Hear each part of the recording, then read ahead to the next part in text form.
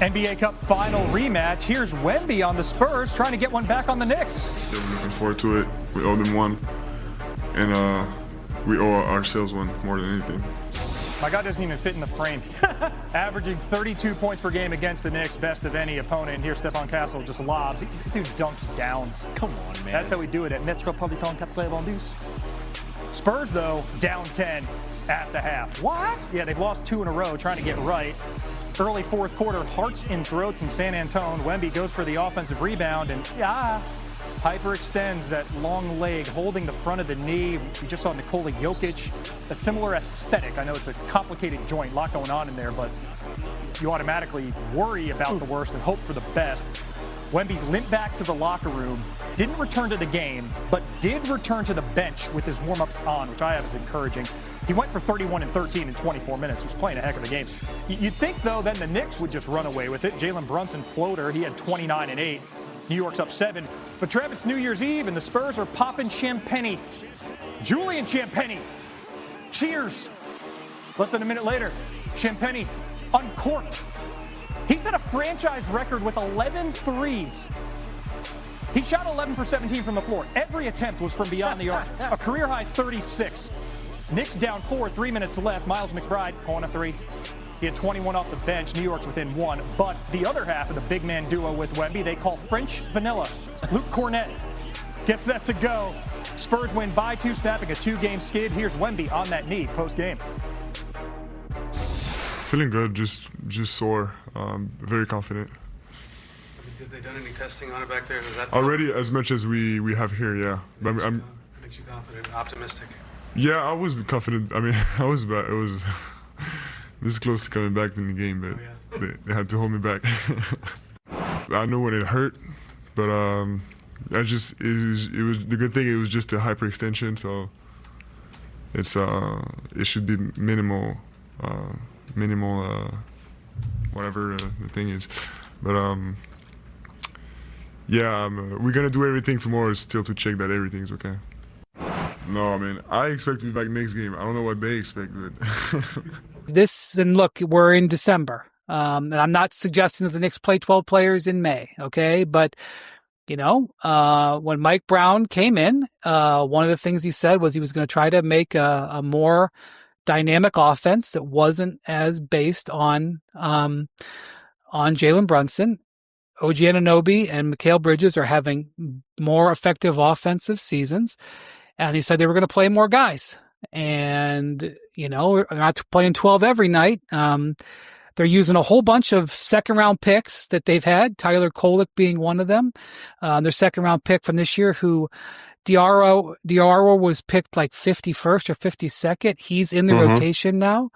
So, look, I mean, I don't want to, make, final pronouncements on the Knicks process. But, when they fired Tom Thibodeau, there was obviously a lot of pushback on that. And then their process to hire Mike Brown was not clean. But Mike Brown is executing the plan that he laid out when he got the job and what he said in the preseason. And the Knicks are playing very good basketball. They are, but it doesn't matter. Because it doesn't matter USWB. if they don't make... Well, welcome to the new year. No, but if you fire your coach after making the conference finals for the first time in 25 years, there's only one thing that matters, which is making the finals. That's not a criticism of Mike Brown. He's doing a great job. He is following through on all the things you said are true. But at the end of the day, if the Knicks lose in the first or second round of the playoffs, or even probably, frankly, with as wide open as the East is, if they lose again in the conference finals, it's not going to matter. So all of this is good, and it's all building in going in a good direction, and Tyler Kolek, his emergence has been a positive development. If Diarra can continue to be a player that can be impactful for them off the bench, that is a positive development. Miles McBride's had a really good season, building out what he's done in the past. That's a positive development. They've got Mikal Bridges playing great. He's hitting a ton of shots. That's a positive development. All these things are positive developments. But the Knicks are only going to be judged at the end of the day by how far they get in May and June. And that's just the reality of the situation they're in.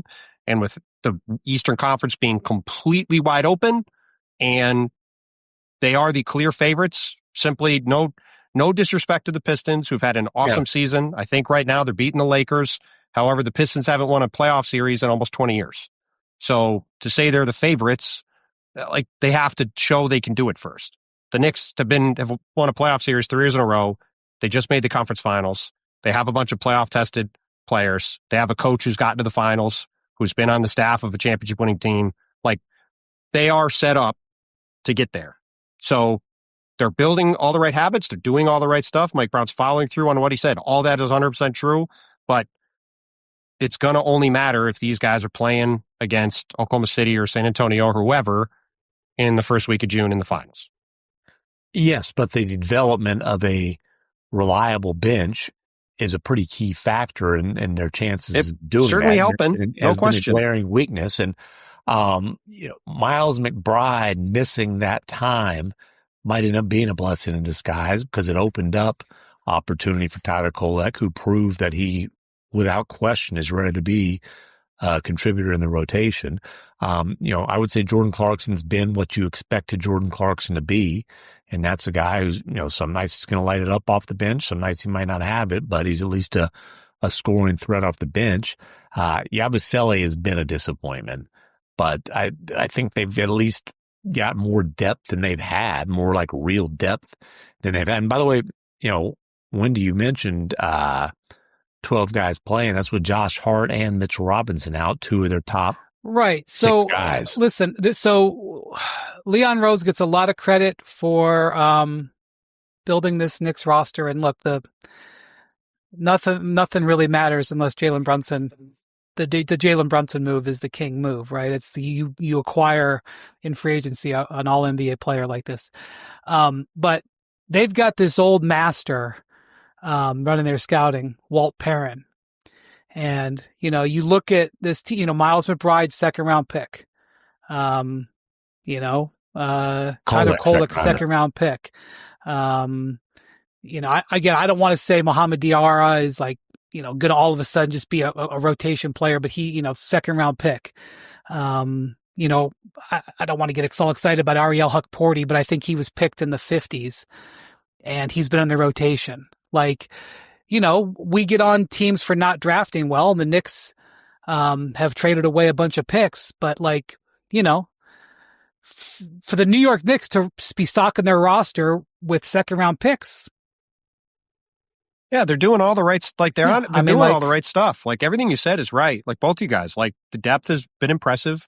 Like you said, McMahon, I would say 100% the McBride injury has been a blessing for the Knicks because he gave Kolek an opportunity and he has showed McBride's back now and playing well. No, and but they can play together, and like he wasn't probably going to get this kind of opportunity unless McBride got hurt and he had to play and he had some big games, and now he's going to play probably consistently in the rotation. Yep. And like all these things are good. Like they're doing all the right stuff, but like they can build all these building blocks in December that they want.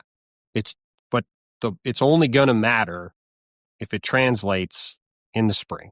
And that's what the point of right now is, and it's all trending in a good direction, but like that's the thing that's hanging over the Knicks, right? Like the Pistons, everything's gravy for the Pistons. Like Pistons get to the conference semifinals, have a tough series and lose. That's an amazing season. They make the conference finals, let alone the NBA finals. That's an unbelievable season for where they've been. But for the Knicks, this is all about they got to win 3 series. They got to do it, and that's what Mike Brown has to do. It's what he got hired to do. Because, like I said, if Tom Thibodeau, it was not acceptable for him to lose in the conference finals for the first time in 25 years, then that was what the barrier for entry was for Mike Brown when he took the job. Fair enough. You got to make the finals. I've also, early on, there was some friction with Karl Towns, and his shots are down. He is asked to doing a little bit more grunt work. He's still having an excellent season. Almost certainly going to be an all-star. He's averaging 22 and 12. He and Mike Brown are in a good place right now, from what I'm told. And by the way, his shooting has started to come up too. Yeah, now he's shooting 36% and from 3, and that was not anywhere near 36% at one point. So like his numbers are starting to normalize, and he's doing all the Karl Towns things. His December percentages are really good. It's like 52 and 45. Okay. Yeah, he's such a good shooter and scorer that he wasn't going to be below his percentages forever. And, that's... I'm told... Yeah, it's been good. Again, we're just doing a December 30th check-in, but I'm told all is well on that front. So we'll see. Knicks, now that we've said all that, the Spurs will win by 30. You talked about the group chat earlier, McMahon. You reached into your football background in the group chat as you were watching the Spurs play Cavs Corner on Monday night. A couple old Parcellisms came to mind. Don't eat the cheese and put away the anointing oil. I think both of those fit in this case. And certainly we were dousing those Spurs with anointing oil. And hey, rightfully so. I mean, they beat the defending champion, absolute juggernaut Oklahoma City Thunder 3 times in 12 days, as old Michael Country Wright called it, the 12 days of Christmas for the San Antonio Spurs. And they're banging the drum. Boom, boom, boom, boom. We haven't seen the drum in a while. Yeah, but further guaranteeing a Spurs win on Wednesday. So that was why the anointing oil got busted out. They gave us good reason to bust it out, but they ate the cheese, right? And Mitch Johnson basically said they disrespected the basketball gods when they came out and laid that egg against the Jazz. They laid another egg against a Cleveland team that certainly has its fair share of issues. And what the Spurs have shown us is how high their ceiling is. But when your ceiling's that high, it's one thing to deal with adversity. You hear that a lot. Dealing with success can be a challenge too. And, like going back to the preseason, being around the Thunder, Dagonaut talking about the distractions of being the defending champions. It was the distractions of knocking off the defending champs a few times in such a short span. And, just dealing with the success, feeling like, okay, you've arrived. Well, this is a prove it every night kind of league. And I think it shouldn't be shocking. They had that kind of letdown, that kind of setback with a couple of home losses against teams that they should be beating. But it's a reminder, this is still a very young team. It's still a team that's, on the climb, early in the learning process. And, especially with the talent like Wemby, the highs are going to be awfully high. What's the floor? How consistent can you be? The MVPs are some of the most consistent players in the league, not just some of those dominant players in the league. And eating the cheese, taking the bait, that's the reference, like caught in the trap. Yeah, letting people gas you up, whatever you want to call it. But yeah, Parcells and he didn't have a lot of success in Dallas, just to be clear, but he was famous for all these things. There was one week where the guy showed up to the practice facility, the players showed up at the practice facility, and there's mouse traps hanging from the ceiling of the locker room. Maybe the thing is, what manager had to do that job? Hey, you can do that in their shiny new suite, pretty practice facility. But if you put the mouse traps in the locker room at the arena, you probably end up might catch some stuff. Well, yeah, like dead bats and who knows Snakes. What else might. There was a freaking snake. I covered that. It was in the Portland Trailblazers locker room during the playoff series. God, I forget who it was. I wish I remember.